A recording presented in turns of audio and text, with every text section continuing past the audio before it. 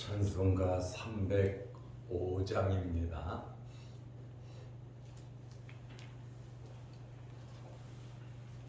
찬송가 305장. 나 같은 죄인 살리신 주 내 놀라운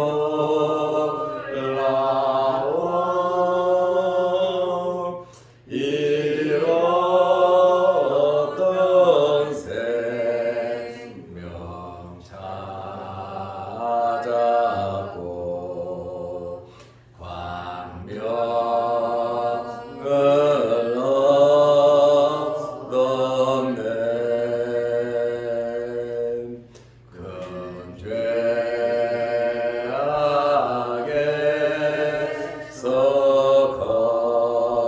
건지신 주 내 고마워.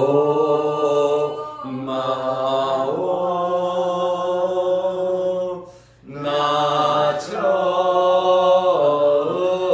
믿은 것이가 귀하고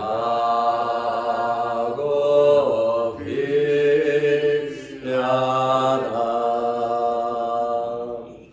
이제껏 내가 산 것도 주님의 은혜라. 또 나를 장차 본향에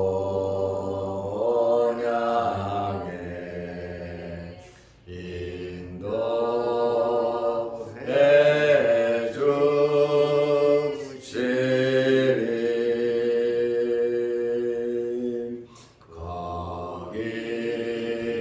거기서 우리 영원히 주님의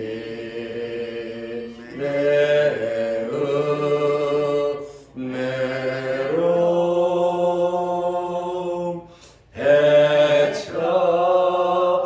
해처럼 밝게 살면서 주 찬양하리라.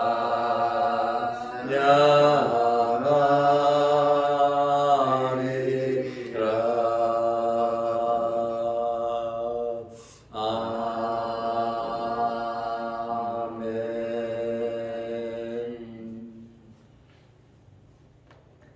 사도신경으로 우리의 신앙을 고백하겠습니다.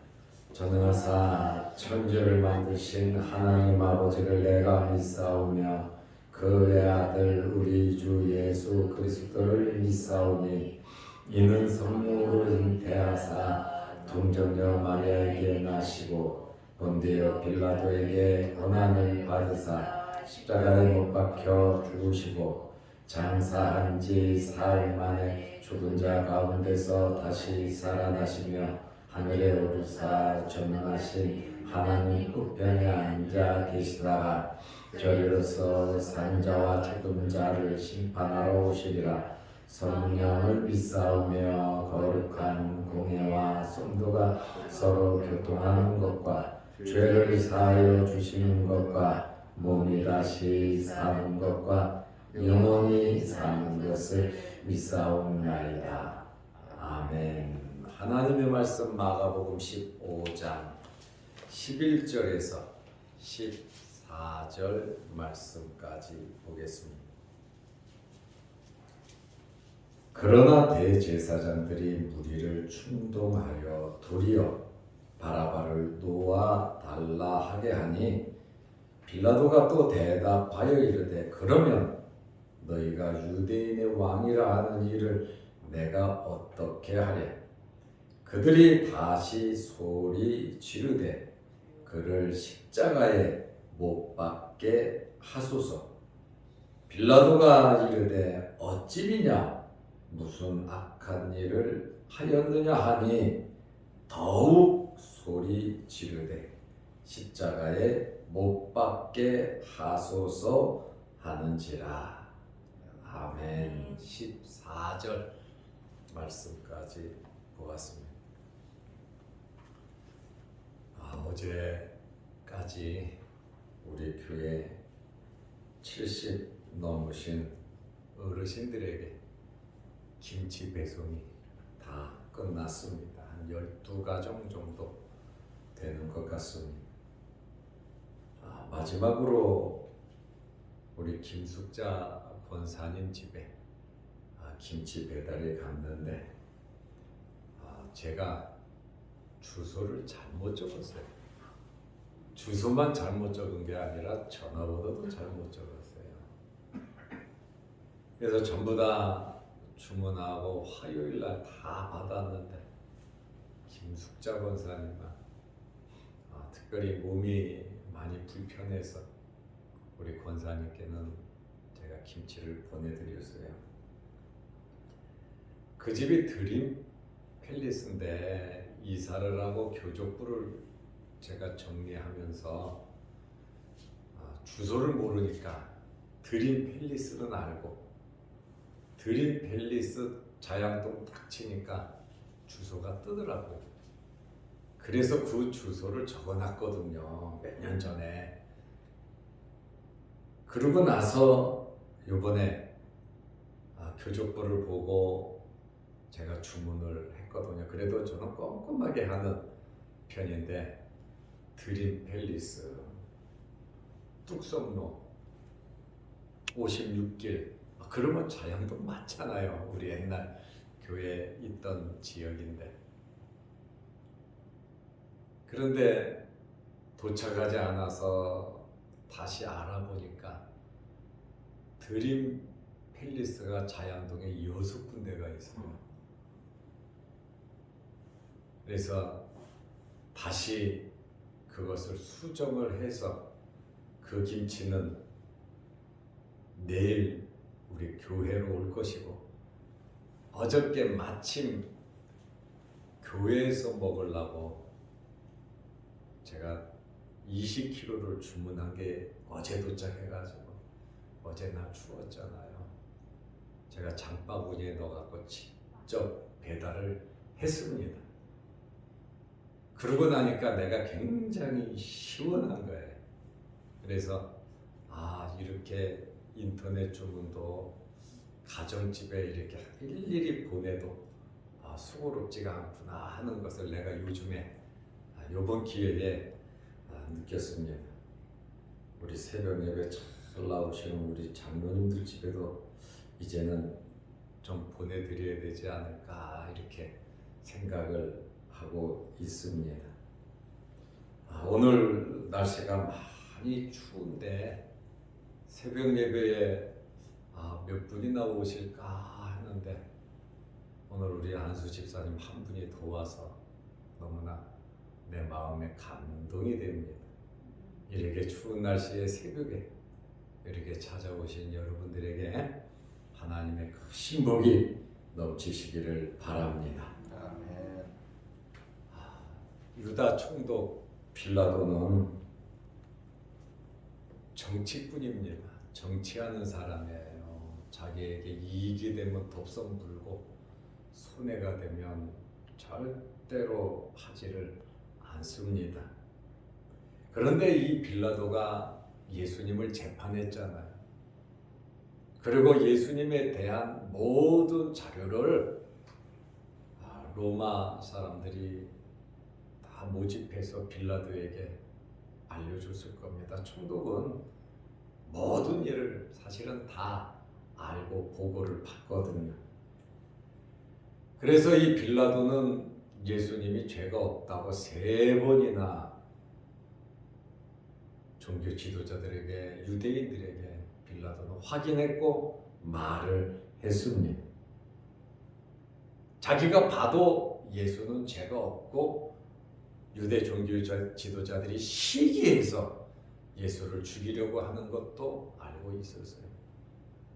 그리고 빌라도의 아내가 계시를 받고 꿈속에서 예수 그리스도를 살려야 된다는 그러한 강한 열정이 있어서 재판하는 재판석 자리로 자기 사람을 보내서 빌라도에게 저 사람 죽이지 말라고, 저 사람 살려주라고, 죽이는 일에 당신 관여하지 말라고 아내의 간곡한 부탁도 있었습니다. 빌라도는 정치적으로 해결을 하려고 했습니다. 자기 양심은 예수를 살려줘야 돼. 그러나 정치적인 해결 방법을 빌라도는 찾은 거예요. 이 사람은 죄가 없다. 그리고 죄수 한 명을 놓아주는 전례에 의해서 내가 누구를 놓아줄까 하고, 당연히 사람들이 예수님을 유대인의 왕으로 알고 선지자로 알고 있고 또 엄청난 기적도 베풀었고, 당연히 이스라엘 사람들이 예수를 풀어달라고 할 줄 알았어요. 그런데 이들은 누구를 풀어달라고 하냐면 바라바를 풀어달라고 합니다. 밀란을 일으키고 사람을 죽인 굉장히 악한 사람입니다. 그러자 빌라도는 많이 당황을 했겠죠. 마가복음 15장 11절 말씀에 보면, 그러나 빌라도가 정치적인 행위를 한 거예요. 대제사장들이 무리를 충동하여 대제사장들이 반발을 했습니다. 빌라도가 살려주려고 하니까 종교 지도자들이 반발을 하고 충동을 했어요. 이 대제사장들이 환경을 보니까 빌라도가 예수를 살려주려고 하잖아요. 그러다 보니까 이 대제사장들이 충동하여 도리어 바라바를 놓아달라 하게 하니 완전히 군중 심리를 이용하고, 또 사내들인 공회에서 심어놓은 사람들이 있었단 말이에요. 하석들도 있고.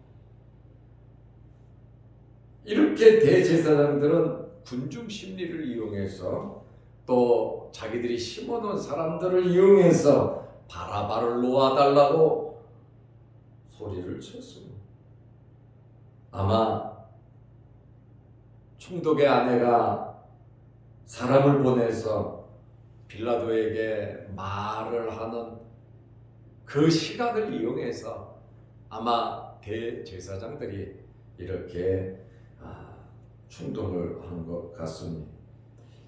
그러자 빌라도가 12절에 보면 또 대답하려 이르되,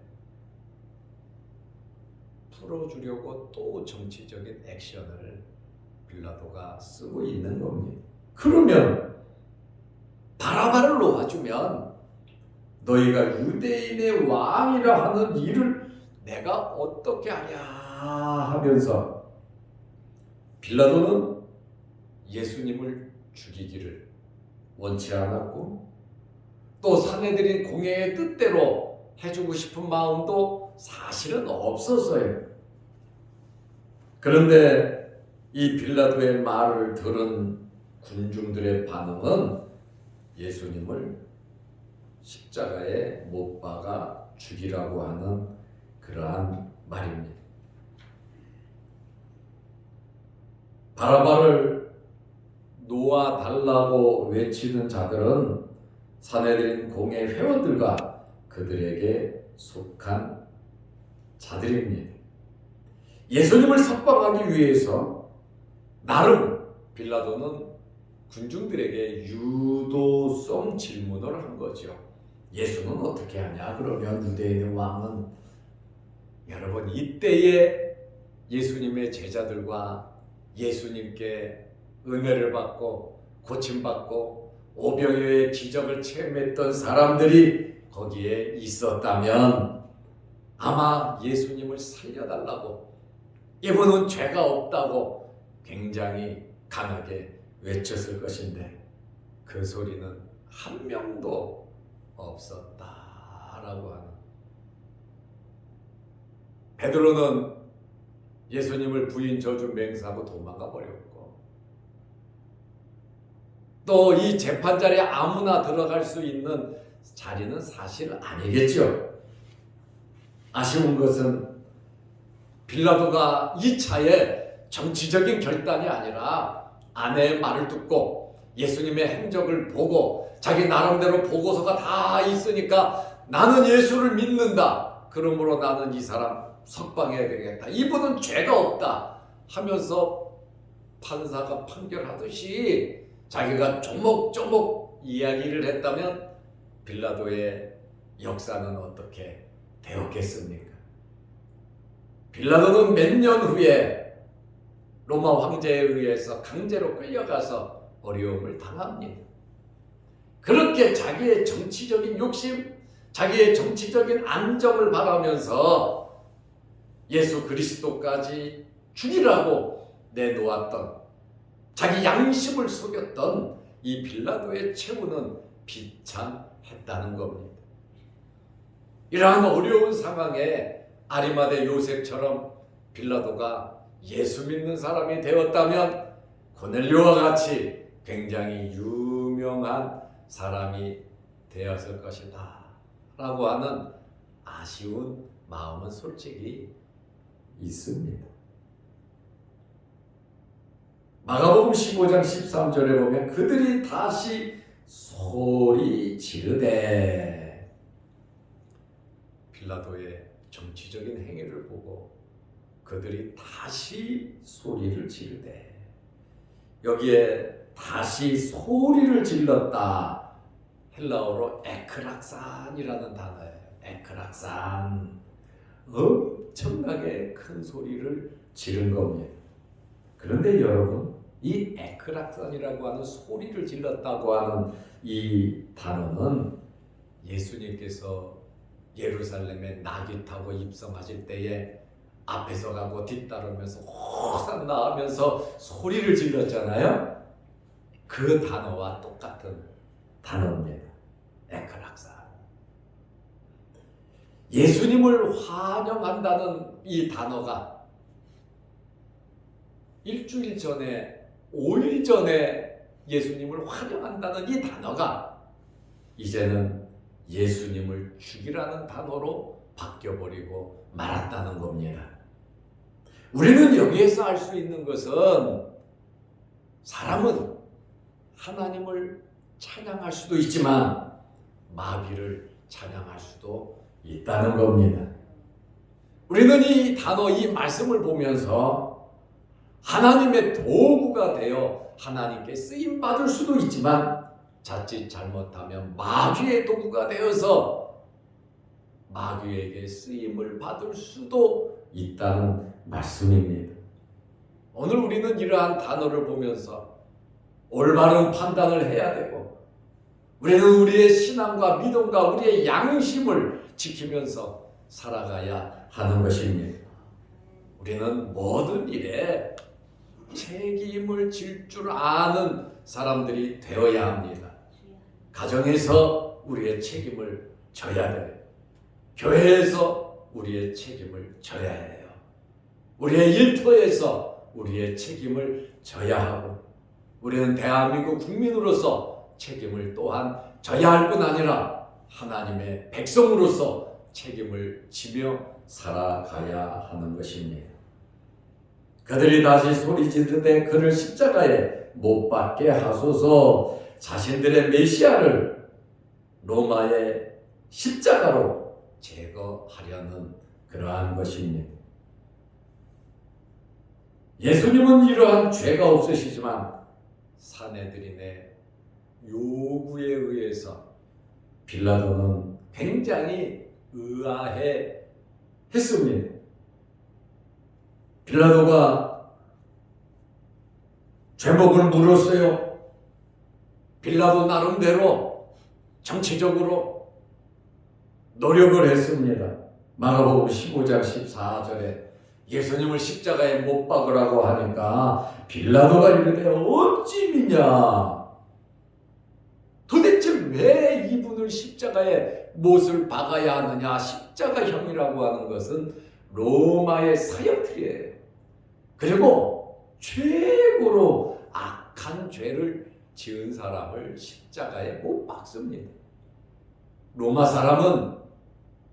사람을 절대로 십자가에 못 박지 않습니다. 베드로는 십자가에 거꾸로 달려 순교했습니다. 바울도 십자가에 달려 죽기를 원했습니다.